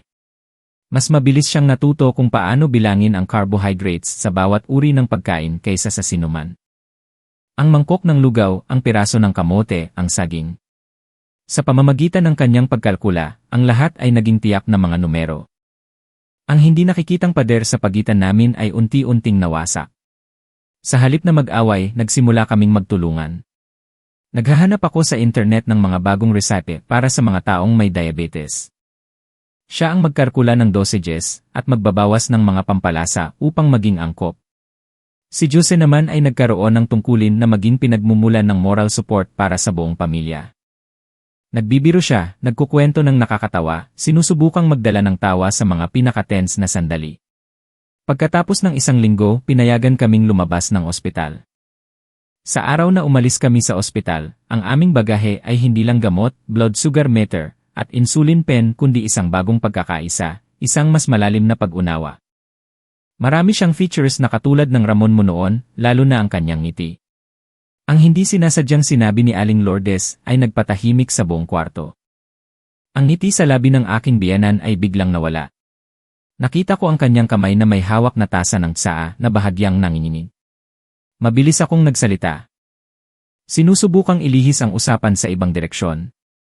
Ay, mas kamukha siya ng kanyang tatay, Aling. Mukhang natanto rin ni Aling Lourdes ang kanyang pagkakamali. Mabilis siyang tumango at lumipat sa ibang usapan, ngunit hindi na bumalik sa normal ang atmosfera. Maya-maya, nagpaalam na si Aling Lourdes. Pagkatapos naming ihatid ang bisita, nanatili ang aking biyenan na nakaupo ng matagal sa lumang kahoy na upuan. Tumingin siya sa labas ng bintana, ang kanyang mga mata ay malayo. Alam ko na ang sinabi ni Aling Lourdes ay muling tumama sa kanyang sugat sa puso. Nagtimpla ako ng bagong lotus tea at inilagay sa mesa. Umupo ako sa tabi niya nang walang sinasabi. Tahimik na naghihintay. Pagkatapos ng mahabang panahon, humarap siya sa akin, ang kanyang mga mata ay namula. Maria, gusto mo bang marinig ang tungkol kay Ramon? Bahagyang kumirot ang aking puso. Tumango ako. Opo, Lola. At sa unang pagkakataon sa loob ng 30 taon, ang aking biyenan ay nagbukas ng kanyang puso at sinabi ang masakit na kwento na itinago niya sa kanyang mga alaala. Ang kanyang boses ay pantay-pantay, malayo na parang ikinukwento niya ang kwento ng ibang tao at hindi ang sarili niya. Noon, ang medisina ay hindi kasing advance na ngayon. Nang magsimulang magkaroon ng sintomas si Ramon, walang sinuman sa aming pamilya ang may alam. Patuloy siyang pumapayat, laging nauuhaw at madalas umihi sa gabi. Ang biyenan mo noon ay sinisigawan siya, sinasabing masamang bata siya, umiinom ng masyadong maraming tubig at umiihi sa kama. Inisip ko lang na nilalagnat siya. Kaya pinagluluto ko siya ng herbal medicine. Huminto siya at huminga ng malalim. Pagkatapos sa araw na yon, paulit-ulit siyang nagsasabi na pagod siya at ayaw niyang kumain, nakahiga lang doon. Ang kanyang hininga ay may kakaibang amoy, parang sobrang hinog na mansanas. Hindi ko alam na yon ay isang mapanganib na tanda. Sa gabi, pupuntahan ko sana siya upang gisingin para kumain ng lugaw at natagpuan ko siyang walang malay. Tinawag ko siya ngunit hindi siya nagising. Ang bata na iyon ay naging bahagi ng alaala ng buong pamilya. Isang paalala sa amin na pahalagahan ang kasalukuyan at magkasama na lumakad patungo sa hinaharap. Pagkatapos ng hapon na yon, may mga artikulo tungkol sa diabetes na pinutol mula sa mga lumang pahayagan. May mga pahina na pinunit mula sa mga health magazine. Nakatala ang mga resepe para sa mga pasyente. Tinuruan ko ang guro kung paano kilalanin ang mga palatandaan ng hypoglycemia tulad ng pagpapawis, panginginig ng kamay at labis na pagod. At ang unang pagtugon ay ang bigyan siya agad ng isang kahon ng gatas na may asukal o isang piraso ng candy. Naghanda rin ako ng isang maliit na kahon na may blood sugar meter, candy, gatas. At isang papel na may malaki at malinaw na nakasulat ang mga numero ng telepono naming tatlo. Ang guro ay nagpakita ng pag-unawa at nangako na babantayan siya ng maigi. Ngunit hindi iyon nagpabawas ng aking pag-aalala. Sa unang araw na ibinalik ko ang anak ko sa klase, tumayo ako sa gate ng eskwela, ayaw kong umalis. Ang mga unang araw ay naging maayos. Ang kanyang mga kilos ay mabilis at propesyonal. Una, inilapit niya ang kanyang tainga sa dibdib ng bata upang suriin ang paghinga. Pagkatapos ay kinuha niya mula sa tela na bag na laging dala niya ang isang blood sugar meter. Ang meter na binili ko para sa kanya. Ang meter na araw-araw niyang ginagamit upang magpraktis sa kanyang sariling daliri. Mabilis niyang tinusok ang dulo ng daliri ni Mia at piniga ang isang patak ng dugo. Ang numero na lumabas sa screen ay nagpatigil sa aming lahat, Le. Ibig sabihin nito ay masyadong mababa ang blood sugar para masukat ng meter. Malubhang hypoglycemia. Ito nga ang akala ko. Bulong niya ngunit wala siyang pagkabahala. Humarap siya sa nurse, ang kanyang boses ay nag-uutos, may glucose tablets ba kayo dito? Natigilan pa rin ang nurse at sinabing, wala po, ma'am. Ang eksena ng aking biyenan na kalmadong nagbibigay ng first aid sa kanyang apo ay paulit-ulit na bumabalik sa aming isipan. Maya-maya, lumabas ang emergency doctor. Tinanggal niya ang kanyang mask. Ngunit ang katahimikan sa pagkakataong ito ay hindi na mabigat tulad ng dati. Ito ay isang katahimikan ng pag-unawa ng pagbabahagi. Bandang 2:00 ng umaga. Nakita ko ang aking biyenan na bahagyang gumalaw. Kinuha niya ang blood sugar meter at dahan-dahang tinusok ang dulo ng daliri ni Mia. Ginawa niya iyon ng sanay at tahimik na hindi man lang gumalaw ang bata. Nang makita ang matatag na numero na lumabas sa screen, huminga siya ng bahagya at inayos ang kumot ng kanyang apo. Lumapit ako sa kanya at dahan-dahang inilagay ang aking kamay sa kanyang balikat. Lola, magpahinga ka na po. Nandito kami ni Jose. Umiling siya at tumingala sa akin. Ang kanyang mga mata sa tahimik na gabi ay kakaiba, may halong pagod at kapayapaan. Hindi ako makatulog. 30 taon na ang nakakaraan, gising din ako buong gabi sa tabi ng kama ni Ramon. Ngunit ng gabing iyon, umiiyak lang ako at nagdadasal sa kawalan ng lakas. Ngayong gabi, nararamdaman ko na kapaki-pakinabang ako. Nararamdaman ko na may magagawa ako upang protektahan ang aking apo. Naghintay ako ng 30 taon para sa pakiramdam na ito. Nang marinig ko siyang magsalita, naramdaman ko ang kirot sa aking ilong. Umupo ako sa tabi niya, hinawakan ang kanyang payat na kamay. Lola, pasensya na. Nagkamali kami ni Jose na sisihin ka. Bahagyang umiling siya at hinaplos ang aking kamay. Hindi, mahal ko. Kasalanan ko. Natakot ako ng sobra na nasaktan ko ang buong pamilya at nasaktan ko ang aking apo. Ang bagyo ngayon ay marahil isang magandang bagay. Tinulungan ako nitong matanto na ang pagtakas ay walang solusyon. Sa pamamagitan lamang ng pagharap dito, maaari nating tunay na protektahan ang mga mahal natin sa buhay. Nang gabing iyon, gising kami ng magkasama, hindi upang bantayan ang sakit kundi upang bantayan ang apoy ng pamilya na muling sinindihan pagkatapos ng bagyo. Isang apoy ng pag-unawa, ng pasasalamat, at ng pagmamahal na sinubok ng buhay at kamatayan. Pagkatapos ng 2 araw sa ospital para sa pagsubaybay, pinayagan na si Mia na umuwi. Ang aming buhay ay bumalik sa normal na takbo. Ngunit ang lahat ay hindi na pareho. Ang pagkakaisa at tiwala sa pagitan ng mga miyembro ng pamilya ay naging mas matatag kaysa kailanman. Gayunpaman, ang mga problema ay tila hindi pa rin gustong iwan ang aming maliit na pamilya. Ang pinagmulan ay nagsimula kay Manang Rosa. Isang babae sa lumang apartment na matagal nang may alitan sa aking biyenan dahil sa maliliit na bagay. Ang kwento tungkol sa pagkawalan ng malay ni Mia sa eskwela at ang pag-admit sa ospital ay mabilis na naging usapan sa buong lugar. At sa pamamagitan ng kwento ni Manang Rosa, ang kwento ay nabaluktot ng labis. Kawawang maliit na Mia, may lola siya pero parang wala. Narinig ko na pinagugutom siya ng lola niya kaya siya nanghina at nawalan ng malay. Ang pamilyang iyan ay may malaking problema. Ang masamang tsismis na iyon ay kumalat mula sa apartment hanggang sa chat group ng mga magulang sa klase ni Mia. Ang mga tao ay nagsimulang magbulungan at tumingin sa aking biyenan ng kakaiba. May mga naawa, may mga curious, ngunit marami rin ang mga mata na nagdududa at naningisi. Ang aking biyenan, nakakatapos lang makahanap ng kapayapaan sa kanyang kaluluwa, ay muling bumalik sa katahimikan. Hindi na siya masaya at masigla tulad ng dati. Nag-iisa siyang lumabas.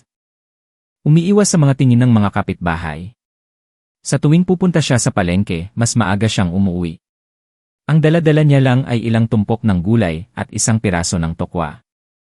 Ang sakit ng nakaraan at ang paghuhusga ng mga tao ay muling nagtulak sa kanya sa isang shell ng kalungkutan at pagpapahirap. Nakita ko ang lahat at ang aking puso ay kumulo sa galit. Hindi ko maaaring hayaan na mag-isa niyang tiisin ang kawalan ng katarungan na ito. Sapat na ang kanyang pinagdaanan. Nang hapong iyon nang umuwi ako mula sa trabaho, nakita ko si Manang Rosa na nakaupo sa sementong bangko sa dulo ng eskinita. Nasa paligid niya ang ilang iba pang mga kapitbahay. Nag-iingay siya at dinagdagan ang mga detalye sa kwento ng aming pamilya. Hayaan niyong sabihin ko sa inyo, ang Lola Elena na iyan ay mukhang banayad pero napakabangis. Ang kanyang unang anak ay namatay din ng bata pa. Hindi ko alam kung ano ang kwento sa likod niyan. Hindi ko na ito matagalan. Ipinark ko ang aking motor at dumiretso ako sa grupo. Hello! Sa lahat. Narinig ko na masyado kayong nag-aalala sa mga usapin ng aming pamilya. Ang aking boses ay nagpagulat sa lahat, lalo na kay Manang Rosa. Naguluhan siya at nagsimulang mag-stammer. Oh! Tiningnan niya ako at pagkatapos ay tiningnan niya si Mia, ang kanyang mga mata ay namula. Hindi siya umiiyak ngunit alam ko na sa kanyang puso ay may isang pag-ulan ng emosyon at pasasalamat. Sa unang pagkakataon sa kanyang buhay, hindi niya kailangang mag-isa na harapin ang mga paghuhusga. Kasama niya kami, ang kanyang manugang na babae at apo, na nagtatanggol sa kanya. Ang nangyari sa labas ay tila pansamantalang nagpatahimik sa mga tsismis. Ang kanyang mga mata ay puno ng hindi matukoy na kalungkutan. Natakot ako na babalik siya sa kanyang dating sarili, at ikukulong niya ang kanyang sarili sa mundo ng masakit na alaala. Bukod pa rito, nag-aalala rin ako para kay Mia, napakabata pa niya para maunawaan ang mga komplikado ng mga matatanda, ngunit siya ay napakasensitibo. Ang mabigat na atmosfera sa pamilya ay tiyak na makakaapekto sa kanyang mentalidad. Hindi ko gustong lumaki ang anak ko sa isang kapaligiran kung saan ang pagmamahal ay laging sinasamahan ng takot at pagpapahirap. Isang gabi, pagkatapos naming kumain, umupo ako at kinausap ko si Jose ng mag-isa. Honey, iniisip ko na baka dapat tayong pumunta sa isang therapist. Medyo nagulat si Jose sa aking mungkahi. Isang therapist? Ngunit walang mali sa sinuman sa ating pamilya. Hindi naman na may mali. Dahan-dahan kong ipinaliwanag. Nararamdaman ko na hindi pa talaga nakakataka si Lola sa trauma ng nakaraan. Masyadong malalim ang kanyang sugat. Ang aming pag-aliw at paghihikayat ay hindi sapat. At si Mia rin. Gusto kong lumaki siya ng masaya at optimista. Sa tingin ko kailangan natin ng isang profesional. Isang taong may kasanayan upang tulungan ang aming pamilya na alisin ang mga buhol sa aming mga puso. Tahimik na nag-isip si Jose sandali, tumingin siya sa kanyang ina. Naabala sa paghuhugas ng pinggan sa kusina, ang kanyang likod ay abala at nag-iisa. Nagbuntong hininga siya, naiintindihan ko, tama ka. Anak niya ako. Ngunit hindi ko kailanman naabot ang kanyang sakit. Sige, pumapayag ako. Ngunit paano natin kukumbinsihin si Lola? Hindi siya pupunta. Yun din ang pinakakinakabahala ko. Para sa henerasyon niya. Ang psychologist ay isang kakaibang konsepto, at itinuturing pa itong kapareho ng mental illness. Nang gabing iyon, umupo kami kasama ang aking biyenan. Hindi ko direktang sinabi ang tungkol sa therapy. Sinimulan ko sa pamamagitan ng pag-uusap tungkol kay Mia, Lola, gusto kong lumaki si Mia na maging isang malakas at tiwala na bata. Ayaw kong maapektuhan ng sakit na ito o ng nakaraan ng aming pamilya ang kanyang paglaki. Tumango ang aking biyenan. Siyempre. Yan din ang nais ko. Kung gayon, patuloy kong sinabi ng dahan-dahan. Sa tingin ko hindi lang pisikal na kalusugan, kundi pati na rin ang mental health ng ating pamilya ay napakahalaga. Kung masaya tayo at panatag, magiging masaya rin ang ating anak. Alam ko na napakaraming masakit na bagay ang pinagdaanan mo. Kami rin ni Jose ay may mga oras na stressed at hindi alam kung paano magbahagi sa isa't isa. Nag-research ako at nakita ko na may mga profesional na makakatulong sa mga pamilya na mag-usap sa isa't isa, tulungan ang mga tao na magkaintindihan ng mas mabuti. Upang makalikha ng pinakamahusay na kapaligiran para sa mga bata. Hindi kami pupunta sa kanila dahil may sakit kami, kundi upang matuto kung paano gawing mas masaya ang aming pamilya. Ano sa tingin mo, Lola? Tahimik ang aking biyenan. Tiningnan niya ako at pagkatapos ay tumingin kay Jose, ang kanyang mga mata ay nag-aalangan. Nakita ko siyang mahigpit na humahawak sa kanyang mga kamay. Matanda na ako, ano pa ang sasabihin ko sa isang estranghero? Ang mga problema ng aming pamilya. Maaari naming solusyonan ang aming sarili. Sabi niya at ang kanyang boses ay may pagtanggi. Inasahan ko na ang reaksyon na ito. Matyaga akong nagpatuloy. Sa pagkakataong ito ay ginamit ko ang aking huling alas. Alam ko, Lola. Ngunit pakiusap, isipin mo ito para kay Mia kailangan niya ng isang masayang lola. Isang pamilya na hindi na nagtatago ng mga kalungkutan. Ginawa mo ang lahat upang iligtas ang kanyang buhay, upang alagaan ang kanyang kalusugan. Ngayon, pakiusap. Sumama ka sa amin upang gawin ito para sa kanyang kinabukasan, para sa kanyang ngiti. Nang marinig niya ang dalawang salita na Mia, ang kanyang mga mata ay nag-alinlangan. Ang pagmamahal para sa kanyang apo ay muling nagtagumpay sa lahat. Tumingin siya sa malayo at nagbuntong hininga, sige, kung para kay Mia, pupunta ako. Ang kanyang sinabi ay parang nag-alis ng isang malaking bigat mula sa aming balikat ni Jose. Alam namin na ito ay magiging isang mahirap na paglalakbay. Ngunit ang paglalakbay na magkasama ay ang pinakamahalagang simula sa daan upang mahanap ang tunay na paggaling. Ang opisina ng therapist ay nasa isang tahimik na eskinita. Kakaiba sa maingay at mainit na atmosfera ng ospital. Ito ay isang mainit na kwarto na may malambot na sofa, banayad na ilaw, at ilang berdeng halaman. Ang taong sumalubong sa amin ay isang babae na halos kasing edad ko, na may banayad na boses at mga mata na puno ng pag-unawa. Ang unang therapy session ay medyo awkward. Ang aking biyenan ay nakabaluktot sa isang sulok, ang kanyang mga kamay ay magkahawak sa kanyang kandungan. Halos wala siyang sinabi. Si Jose ay mukhang nalilito, hindi alam kung paano magsimula. Ang karamihan ng oras ay ako ang nagsasalita, ikinukwento ko ang buong kwento ng aming pamilya mula sa unang pagdududa hanggang sa pagbubunyag ng katotohanan. Tahimik lang na nakikinig ang therapist. Minsan ay tumatango at nagtatala. Hindi siya humuhusga, hindi siya nagbibigay ng payo, nagtatanong lang siya ng mga open-ended na tanong upang mapansin namin ang aming sariling damdamin.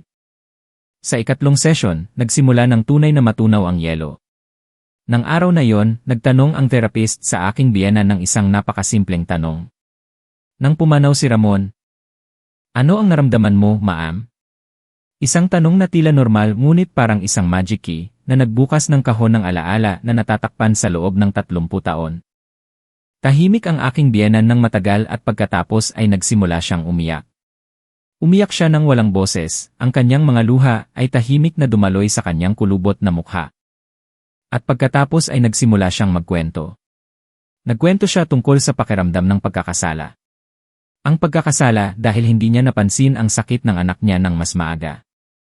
Ang pagkakasala dahil sa pagbibigay sa kanya ng mga walang kabuluhang herbal medicine.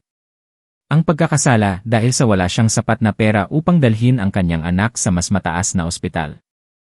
Nagkwento siya tungkol sa kawalan ng lakas. Ang kawalan ng lakas nang makita ang kanyang anak na dahan-dahang nawalan ng buhay nang walang magawa. Ang kawalan ng lakas sa harap ng mga hindi maunawaan na medikal na salita. Ang kawalan ng lakas sa pag-iling ng ulo ng doktor. At nagkwento siya tungkol sa galit. Ang galit sa kanyang sarili. Ang galit sa kapalaran at ang galit sa kanyang asawa. Ang taong pinili na ilibing ang sakit sa pamamagitan ng katahimikan, na iniwan siyang mag-isa na nakikipaglaban sa masakit na alaala. Iyon ang unang pagkakataon na narinig namin ni Jose ang pinakamalalim na damdamin ng aming ina. Si Jose ay nakaupo sa tabi niya at hinawakan niya ang kamay ng kanyang ina. At ang kanyang mga luha ay bumuhos din, hindi niya alam na sa likod ng malakas, mapagtiis na anyo ng kanyang ina ay ang lahat ng pagpapahirap na ito. Sa mga sumunod na therapy sessions, tinulungan kami ng therapist na maunawaan ang isang konsepto na tinatawag na intergenerational trauma. Ipinaliwanag niya na ang sakit at mental trauma na dinanas ng aking biyenan sa pagkawala ng kanyang unang anak ay hindi gumaling. Ito ay nanatili at pagkatapos ay hindi sinasadya na inilipat sa susunod na henerasyon sa pamamagitan ng kanyang mga kilos. Ang takot niya ay naging matinding kontrol kay Mia. Ang pag-iwas ng biyenan kong lalaki sa mga salungatan ay nakaapekto kay Jose, na nagiging dahilan upang maging tahimik din siya at hindi maglakas loob na harapin ang mga problema sa pamilya. Marami kaming natutunan. Natutong makinig ng hindi humuhusga. Natutong ipahayag ang aming mga damdamin ng taimtim. Si Jose ay natutong ipahayag ang kanyang opinyon sa halip na manahimik. Natuto akong pigilan ang aking galit, natuto akong ilagay ang sarili ko sa posisyon ng iba upang maunawaan sila. Si Lola Elena naman ay natuto na magtiwala sa modernong medisina. Magtiwala sa kanyang mga anak at higit sa lahat, natuto siyang patawarin ang kanyang sarili. Ang paglalakbay sa therapy ay hindi isang tuwid na daan. May mga oras na bumabalik kami sa aming mga dating gawi, mayroon pa ring mga hindi pagkakasundo at hindi pagkakaintindihan. Ngunit ngayon, mayroon na kaming mga tuol upang lutasin ang mga ito. Alam namin kung paano mag-usap-usap, alam namin kung paano sabihin ang "si pasensya na, salamat." Ang mga family therapy sessions ay hindi nagbigay sa amin ng himala. Ngunit nagbigay ito sa amin ng isang mapa upang mahanap namin ang daan patungo sa paggaling. Isang daan na mabagal, minsan ay mabato, ngunit isang daan na magkasama kaming matatag na naglalakad. Ilang buwan ang lumipas, ang therapy sessions ay nagsimulang magdulot ng malinaw na pagbabago, lalo na kay Lola Elena. Hindi na siya ang babaeng nag-iisa at may mabigat na pakiramdam ng pagkakasala. Ang pagharap at pagbanggit sa sakit ay nakatulong sa kanya na unti-unting maalis ang bigat na dinala niya sa loob ng 30 taon. Nagsimula na siyang umiti ng mas madalas. Ang kanyang ngiti ngayon ay hindi na pilit kundi nagliliwanag sa kaligayahan mula sa kanyang mga mata. Ang pinakamalaking pagbabago ay nagmula sa isang mungkahi ng therapist.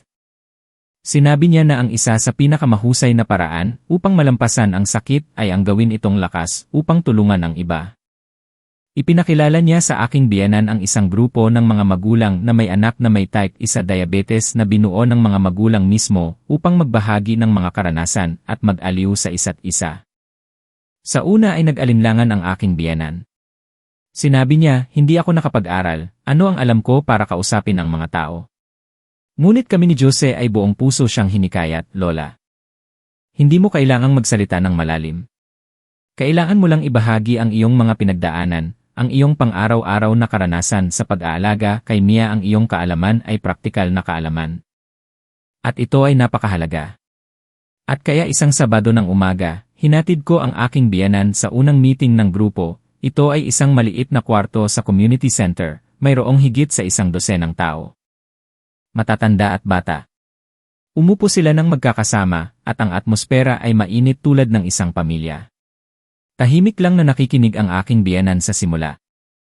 Narinig niya ang isang batang ina na umiiyak habang ikinukwento ang pagkabigla ng madiagnose ang kanyang 3 taong gulang na anak na may sakit. Narinig niya ang isang tatay na nagkwento tungkol sa mga kahirapan sa pagpapaliwanag sa eskwela tungkol sa kondisyon ng kanyang anak.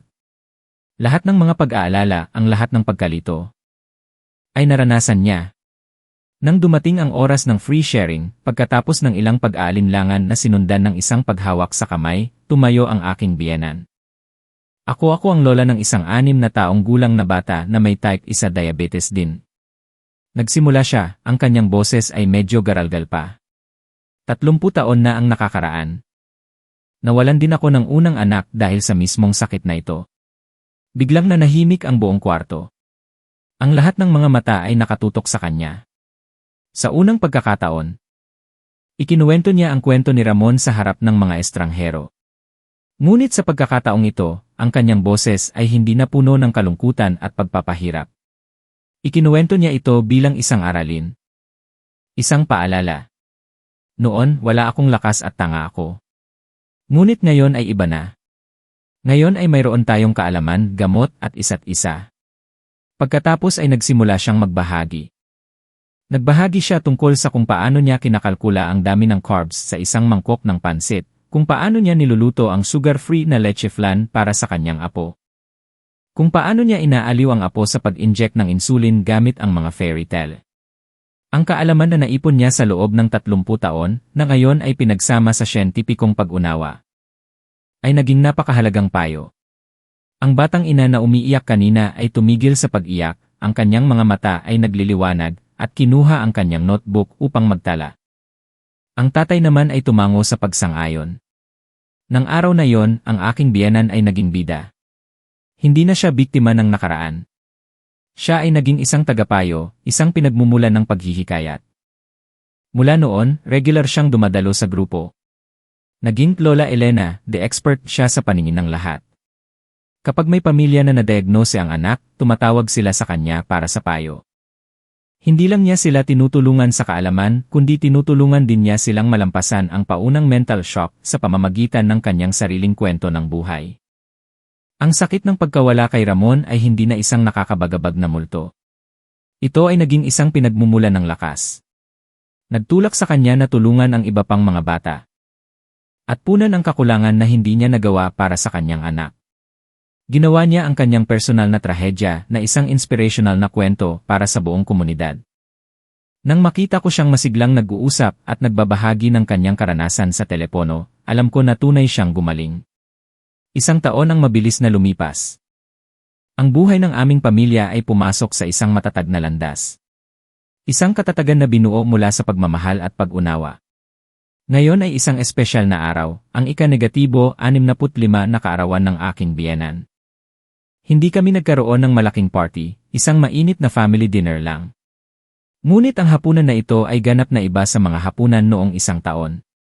Sa mesa, sa tabi ng mga paboritong pagkain namin ni Jose ay ang mga pagkain na espesyal na niluto para kay Mia. Yon pa rin ang pinasingaw na tilapia na may toyo, ngunit ang dami ng toyo ay nabawasan.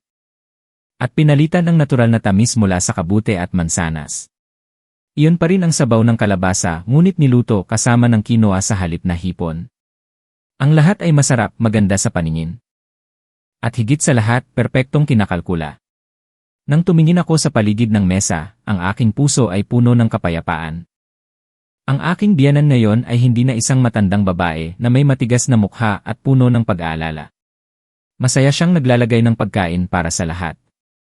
Ang kanyang mga mata ay nagniningning sa tuwa. Siya ay isang respetadong tagapayo ng grupo ng mga magulang, isang walang degree na nutrition expert para sa buong pamilya. Si Jose ay naging isang tunay na tatay at asawa. Hindi na siya umuwi at hihiga sa sofa kundi tumutulong sa aking ina at sa akin, at nakikipaglaro sa anak namin. Siya ang responsable sa pagdadala kay Mia sa swimming pool tuwing weekend na tinutulungan siyang mag-ehersisyo. At si Mia ang aking maliit na anak. Siya ngayon ay 7 taong gulang na. Isang malakas at optimista na bata. Sanay na siya sa pagsubok ng kanyang blood sugar bago kumain, sanay na siya sa pang-araw-araw na insulin injections. Tinitignan niya ang mga ito bilang isang mahalagang bahagi ng kanyang buhay, tulad ng pagsisipilyo ng ngipin tuwing umaga. Hindi siya nahihiya sa katunayan. Ipinagmamalaki pa niya ang maliit na device sa kanyang mga kaibigan na maaaring sukatin ang e-magic sa loob ng kanyang katawan. Pagkatapos ng hapunan, dinala namin ni Jose ang isang regalo na maingat na nakabalot. "Lola, happy birthday!" Ngumiti ang aking biyenan at kinuha ito. Nag-usisa siyang buksan ito. Sa loob ay isang bagong album ng litrato. Ang pabalat ay isang malalim na brown na balat. Bahagyan niyang binuklat ang unang pahina. Natigilan siya. Iyon ay isang larawan ni Ramon. Ang larawan ng bata na masayang nakangiti sa kanyang ikalimang kaarawan ay na-restore namin upang maging malinaw at buhay. Sa tabi nito ay ang iba pang mga larawan niya.